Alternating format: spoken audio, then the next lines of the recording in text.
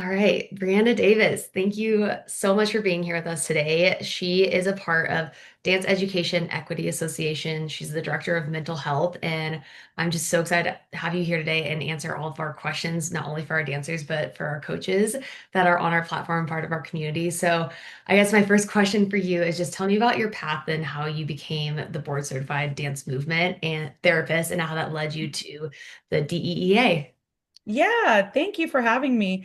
Yeah, so when I was younger, I grew up a competitive dancer and I knew that I wanted dance to always be in my life. But one of my other loves growing up was like really helping people and supporting people. So I just did a quick little Google search and I was like, wait, dance therapy is a thing. Maybe that's where I belong. So I did my undergrad. I still did a lot of focus on dance. I was able to do lots of different performances and different things like that. But like got my degree in psychology and dance, and then on to get my master's degree in dance movement therapy. And that also has a big focus in like clinical counseling. So really my focus as a dance movement therapist, even though I grew up dancing and being very active, like dance movement therapy turns all that movement and that love for dance into a way of expression, just kind of like how we all found dance, right? But a way of expression, a way of coping, a way of so many different things. So yeah, I've been a dance movement therapist for almost 6 years, and I primarily work at a children's hospital where not everyone can always like move to their biggest abilities because of some medical diagnosis or something like that. But we really find movement in so many different beautiful things. We find movement in our breath. We find movement in our look over, our glance, moving our arms up and down. But then also, because I love dance so much, I was like, how do I stay in this dance world? And so that's why my work as a dance movement therapist kind of led me to being here and being a part of Dance Education Equity Association, which started a wonderful human started this business. And then I have now taken over the organization with my co-owner, Beverly Bautista. And so our focus is to really take those industry dancers or people looking for to really stay in the industry, really the divide of like studio, kind of the work that you do, like the studio to then how do I do the rest of the dance world? We kind of really try to support people's mental health, access needs, and different things like that so that people kind of know how to step into those other places.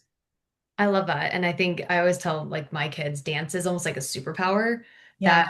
we are so lucky to have because a lot of other like athletes don't have that ability to tap into like the emotional side plus the physical side. And like Yes. I think what you're doing is just absolutely brilliant. And I'm just kind of curious as like how do you integrate mental health perspectives into equity work? Yeah. Great question. Um, I think that they're all kind of connected. So when you think about potentially like just think about a dancer at a studio who really has so much talent, is such a passion for dance, but might not financially have the means to be able to go to all these wonderful events and or to audition at all these places because of financial barriers.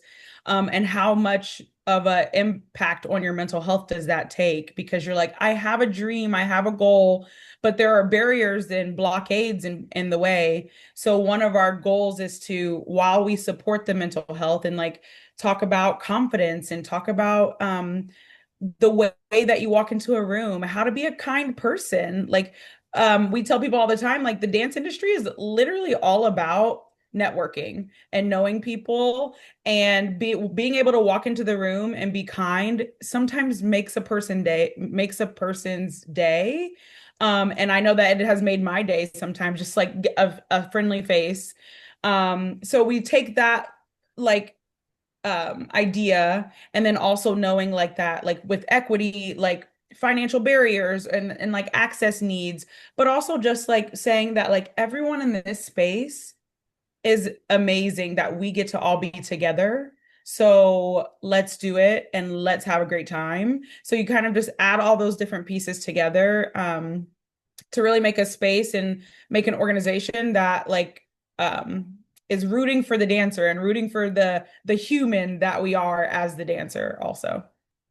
And I can just tell how genuine and like passionate you are about this. And from even meeting you in person, like you just have Mhm. such a fantastic energy that like I just know that you Thank know so much about what you do. And I think this is so needed in our world, in our industry, just because mental health plays such a big role and we need people there to like support us and want to see us succeed and give us the right tools. Totally. All right, so from a mental health perspective, what are the psychological impacts when dance environments lack equity and inclusion? Yeah, I mean, I think that's a big question. So, I think in the past I've worked with like a lot of boys in dance, and like while in every other aspect of the world, boys and men are like always there, right? In the dance world, just using this as an example, like it could feel exclusionary, like not being able to make a friend, and then like not having friends to support you and care about you. It makes an impact. So I've talked with some male dancers who have like really benefited from being able to be connected with other male dancers or just people that are just open to having different people around them. So that's just an example that like I've seen like in real time, but also depend no matter who you are and however you identify, like in whatever your cultural background is, whatever your disability background is, like all of those things, it's so good to be able to find people of the same mind, right? So like even from competition to competition dancer, like I've been in dance spaces where I'm like, I don't know anyone here, but I know that they're also a competition dancer, and like we get to relate on that identity, and it makes it like an instant friend. And then I'm like, oh, that's my friend from so and so. Like it happens all the time. So being able to have the capacity to be with people, but then also learning from them, learning different things, learning different ways to move. I think if we were all um cookie cutter box like Barbies, which I love Barbies and I love the Barbie movie, right? Like, and all the Barbies were so beautiful, but they were all like a teensy bit unique, right? So like if we were all the same, like squares, why wouldn't I want to meet a circle and get to meet other people? So that's one of the main things that I feel like when you think about the equity and inclusion space, like and how mental health plays a part in it, it's just one human nature thing is connection. And I think I'll probably keep saying that over and over again, but it's so true. It's like being connected to people and feeling like I have someone here that's got my back is so important. I love that. And the Barbie example, I'm like a visual person. So you just Uh-huh. like, saying that and visualizing it, it's like it was just an absolute perfect fit. And I could more with you on everything. And I'm curious how kind of like shifting into more trauma-based Mhm. stuff. How does trauma show up in dance spaces? And why is trauma-informed practice so important to us as dance educators? Oh, such a good question. I think trauma can show up in so many different ways. So it can show up in how we treat each other. It can show up in how like a dancer or a parent will treat, the other. Treating like yelling at my mom or my mom yelling at me. I actually talked with a parent once at a dance competition, and she said, I came from a military family. So because of that, when I saw my daughter crying over a silly dance, she was like, suck it up. You need to stop right now. And I was like, okay, so how did your daughter react? And she was like, not well. And I'm like, yeah, because that trauma that mom had from like always shutting down the emotions, she parented in the way that she learned, right? And then that didn't respond well. So then we talked about like how it would look if maybe you had a different response, or maybe like as the parent you're like, I can't deal with this because this is not something that I know. Like maybe you have a plan in place to say, okay, when you are feeling emotional at competition or wherever you are in this dance space, like um who what is our plan? So would you like me to go find one of your friends to give you a hug and do that? Would you like me to get your dance coach or your dance teacher to come and support you? Do you just need some time where no one's bothering you? Do you want to like just put your phone on and play some music really quick and help that support you?